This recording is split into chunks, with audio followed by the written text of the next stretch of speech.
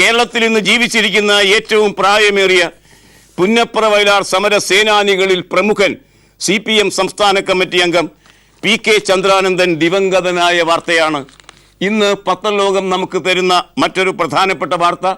എല്ലാ പത്രങ്ങളും സചിത്രമായി ഒന്നാം പേജിൽ തന്നെ ആ വാർത്ത റിപ്പോർട്ട് ചെയ്തിട്ടുണ്ട്. വാർത്തയുടെ പ്രാധാന്യം കൊണ്ട് തന്നെ കേരള കൗമുദി കാണുക, ഒന്നാം പേജിൽ PK ചന്ദ്രാനന്ദൻ അന്തരിച്ചു എന്ന വാർത്ത സചിത്രമായി നമുക്ക് എത്തിച്ചു തരുന്നു. വാർത്തയുടെ വിശദാംശങ്ങൾ ഇപ്രകാരമാണ്. പുന്നപ്ര വയലാർ സമരസേനാനിയും മുതിർന്ന CPM നേതാവുമായ PK ചന്ദ്രാനന്ദൻ അന്തരിച്ചു. 2 ദിവസമായി പനിബാധയുണ്ടായിരുന്ന അദ്ദേഹത്തെ ശ്വാസതടസ്സത്തെ തുടർന്ന് ഇന്നലെ രാവിലെ പുന്നപ്ര സഹകരണ ആശുപത്രിയിൽ പ്രവേശിപ്പിച്ചു. സ്ഥിതി വഷളായതിനെ തുടർന്ന് തീവ്രപരിചരണ വിഭാഗത്തിലേക്ക് മാറ്റിയെങ്കിലും വൈകുന്നേരം 4:10 അദ്ദേഹം മരണമടഞ്ഞു. ഇന്ന് രാവിലെ 9 മുതൽ CPM ജില്ലാ കമ്മിറ്റി ഓഫീസിൽ പൊതുദർശനത്തിന് മൃതദേഹം വയ്ക്കും.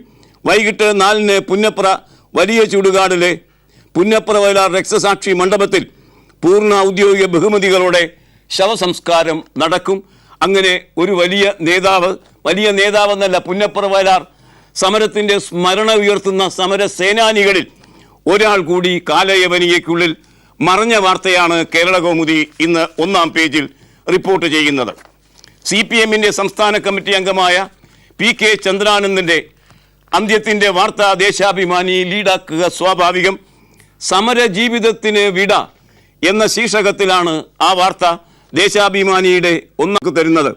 പുന്നപ്ര വയലാർ സമരത്തിൻ്റെ ജ്വലിച്ചുയർന്ന സമരതീഷ്ണ ജീവിതത്തിലൂടെ കേരളത്തിലെ കമ്മ്യൂണിസ്റ്റുകാരുടെ പ്രിയപ്പെട്ട നേതാവ് PKC മാറിയ PK ചന്ദ്രാനന്ദൻ വിടവാങ്ങി എന്നാണ് ദേശാഭിമാനി ഈ വാർത്ത റിപ്പോർട്ട് ചെയ്തുകൊണ്ട് നമ്മോട് പറയുന്നത്. ശബരിമലയിലെ ആദ്യകാല റോഡ് ചന്ദ്രാനന്ദൻ റോഡ് എന്ന നിലയ്ക്കാണ് അറിയപ്പെടുന്നത്. അതിനുവേണ്ടി ഭൂമി നൽകിയ ഗൗരിയമ്മയുടെ വികാരപരമായ വാക്കുകളും അനുസ്മരണവും ഇതോടനുബന്ധിച്ച് മലയാള മനോരമ ഇന്ന് നമുക്ക് തന്നിട്ടുണ്ട്. ധാരാളം ചിത്രങ്ങളും ധാരാളം അനുസ്മരണ കുറിപ്പുകളും അനുസ്മരണങ്ങൾ തന്നെയും എഡിറ്റ് പേജ് ലേഖനങ്ങളുമൊക്കെ ചന്ദ്രാനന്ദനുമായി ബന്ധിപ്പിച്ച് വ്യത്യസ്ത പത്രങ്ങൾ തരുമ്പോൾ ഗൗരിയമ്മയുടെ ഈ അനുസ്മരണം ആ പഴയ സമരസഖാവിനെ ഓർക്കുന്ന വികാര വായ്പിൻ്റെ കാര്യത്തിൽ മുന്നിട്ട് നിൽക്കുന്നു. കാണുക, ഒരു തൊഴിലാളി കുടുംബത്തിൽ ജനിച്ച നേതാവാണ് ചന്ദ്രാനന്ദൻ. ഞാൻ പാർട്ടിയിലെത്തുന്നതിന് മുമ്പ് തന്നെ അദ്ദേഹം പാർട്ടിയിൽ സജീവമാവുകയും പ്രവർത്തിക്കുകയും ചെയ്തു. പുന്നപ്ര വയലാർ സമരം കഴിഞ്ഞ ശേഷമാണ് ഞാൻ പാർട്ടിയിൽ സജീവമായത്.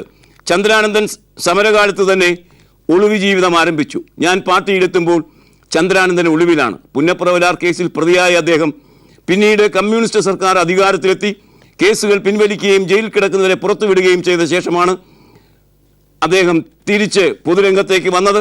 ഭാസ്കരൻ നായർ എന്നായിരുന്നു അദ്ദേഹത്തിൻ്റെ ഒളിപ്പേര്.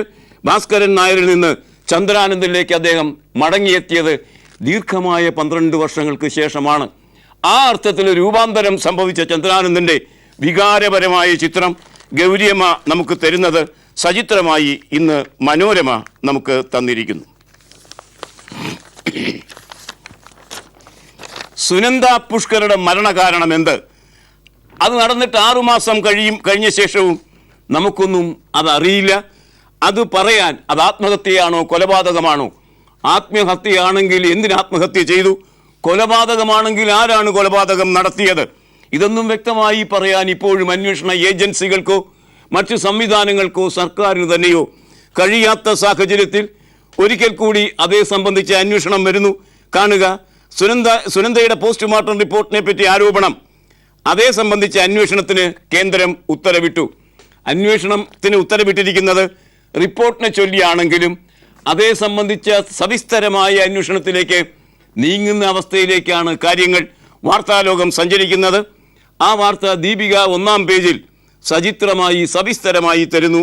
സെബി മാത്യു ദില്ലിയിൽ നിന്ന് അതിങ്ങനെ: മുൻ കേന്ദ്രമന്ത്രി ഡോക്ടർ ശശി തരൂരിൻ്റെ ഭാര്യ സുനന്ദ പുഷ്കറിൻ്റെ പോസ്റ്റ്മോർട്ടം റിപ്പോർട്ടിൽ തിരിമറി നടത്താൻ ഡോക്ടർക്ക് മേൽ സമ്മർദ്ദമുണ്ടായെന്ന ആരോപണത്തെക്കുറിച്ച് അന്വേഷിക്കാൻ കേന്ദ്ര സർക്കാർ ഉത്തരവിട്ടു. All India institute of medical sciences director doctor MC മിശ്രയെ ഇതിന് നിയോഗിച്ചുവെന്ന് കേന്ദ്ര ആരോഗ്യമന്ത്രി ഡോക്ടർ ഹർഷവർദ്ധൻ പറഞ്ഞിരിക്കുന്നു. ഇനി ഏതൊക്കെ തരത്തിലുള്ള സംശയമാണ് വിവിധ ആളുകൾക്കുള്ളത്? BJP നേതാവായിരിക്കുന്ന സുബ്രഹ്മണ്യ സ്വാമി അതേക്കുറിച്ച് പറയുന്നത് കാണുക. സുപ്രീം കോടതിയെ സമീപിക്കുമെന്ന് സുബ്രഹ്മണ്യ സ്വാമി. സുനന്ദ പുഷ്കറിന്റെ മരണം കൊലപാതകമാണെന്ന ആരോപണവുമായി BJP നേതാവ് സുബ്രഹ്മണ്യ സ്വാമി രംഗത്തെത്തി. IPLുമായി ബന്ധപ്പെട്ട കോടികളുടെ അഴിമതി ഇടപാടുകൾ മറച്ചുവെക്കുന്നതിനായി ഏതോ പ്രൊഫഷണൽ സംഘമാണ് സുനന്ദയെ കൊലപ്പെടുത്തിയത്. തരൂരിന് കൊലപാതകവുമായി നേരിട്ട് ബന്ധമില്ലെങ്കിലും ഇത് സംബന്ധിച്ച് അറിയാവുന്ന കാര്യങ്ങളിൽ മൗനം പാലിക്കുകയായിരുന്നുവെന്നും സുബ്രഹ്മണ്യ സ്വാമി ആക്ഷേപിച്ചു എന്ന് പറയുമ്പോൾ തരൂർ സമാന സ്വഭാവത്തോടു കൂടിയ ഒരു കുറ്റവാളി തന്നെ എന്നാണ് സ്വാമി ആരോപിക്കുന്നത്. അതുകൊണ്ടും തീർന്നില്ല സ്വാമിയുടെ ആരോപണം. അങ്ങേയറ്റം ഗൗരവതരമായ ആരോപണത്തിൻ്റെ ഒരു ഘട്ടം ഇങ്ങനെ: റോബർട്ട് വധേരയുമായി ബന്ധപ്പെട്ട വിവരങ്ങളും അവർക്കറിയാമായിരുന്നു. സുപ്രീം കോടതിയുടെ മേൽനോട്ടത്തിൽ തന്നെ അന്വേഷണം നടത്തണമെന്ന് ആവശ്യപ്പെടുന്നു. IPL വിവാദത്തിൻ്റെ ഉള്ളുകള്ളികൾ എന്ത് എന്ന് താൻ വെളിവാക്കുമെന്ന് പറഞ്ഞ ദിവസം തന്നെയാണ് മരിച്ച നിലയിൽ സുനന്ദ പുഷ്കറെ കണ്ടെത്തിയത്. അതുകൊണ്ട് റോബർട്ട് വധേരയാണ് സംരക്ഷിക്കപ്പെടുന്നത് എന്ന് സുബ്രഹ്മണ്യ സ്വാമി പറയുന്നത് വഴി ഒരു പുതിയ ദിശാസൂചകമായി ഈ കേസ് മാറിത്തീരാൻ പോകുന്നു എന്നാണ് പത്രലോകം ഇന്ന് നമ്മോട് പറയുന്നത്. തരൂരിനെതിരെ പുതിയ അന്വേഷണം എന്ന ശീർഷകത്തിൽ ജന്മഭൂമി ആ വാർത്ത ലീഡാക്കിയിരിക്കുന്നു. സുനന്ദയുടെ പോസ്റ്റ്മോർട്ടം റിപ്പോർട്ടിൽ ഇടപെട്ടു.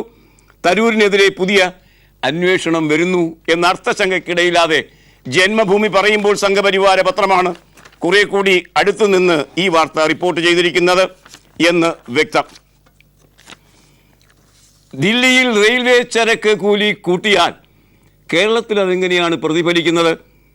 കൗതുകകരമായ പ്രതിഫലനമാണ് മാധ്യമം ലീഡ് വാർത്തയാക്കിയിരിക്കുന്നത്. മാധ്യമം എന്ന പത്രത്തിന് ലീഡ് വാർത്തയാക്കാൻ പാകത്തിലുള്ള പ്രതിഫലനം ഈ റെയിൽവേ ചരക്ക് കടത്തു കൂലി കൊണ്ടുവന്നിരിക്കുന്നു എന്ന വാർത്ത മാധ്യമം തരുന്നു.